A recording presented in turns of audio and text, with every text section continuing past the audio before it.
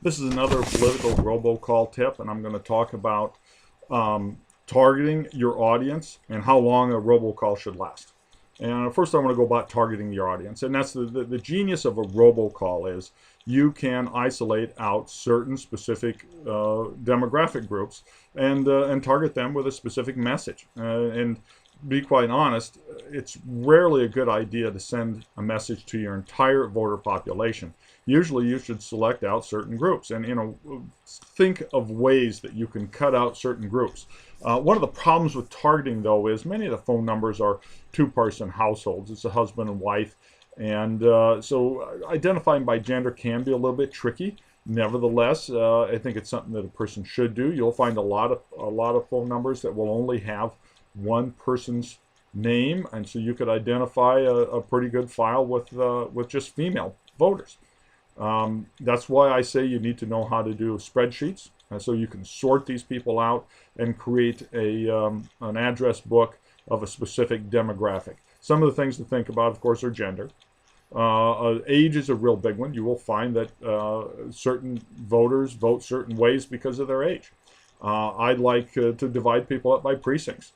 There'll be special interest issues in certain isolated precincts or areas of town. You want to capitalize on them. If an area has a high crime rate, you want to work on the crime issue. If a certain area has trouble with bad streets, work on that issue.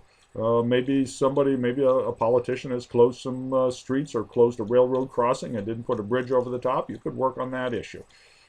Income areas is very important because the way you do your robocall may very well depend on the socioeconomic area. I have found that the more affluent the area, the better the call completion. More people listen to robocalls in wealthy areas than in poor areas. So your message probably should be different for the folks that live in those wealthy areas. And you don't need to use quite the decorous and inflammatory language in a more wealthy area than you do the poor. Poor areas seem to work better when you have outrageous language. The outrageous and crazy opponent has done ridiculous things. Yeah, throw those words in there when you're in the poorer, lower socioeconomic areas because it gets their attention and lets them listen. And you have a tough time getting those folks to listen. By all means, think of any way you can split that voter file up to identify a specific segment where you can go after them. Certainly party affiliation, and most of what I've done is non-party, non-political campaigns. There's no nonpartisan, no party. But boy, oh boy, it's a good idea to split the voter file up into Republican and Democrat and Independent and give a different call to each one of those groups if you have time. I mean, this is a good idea. Let's talk about the length of a robocall.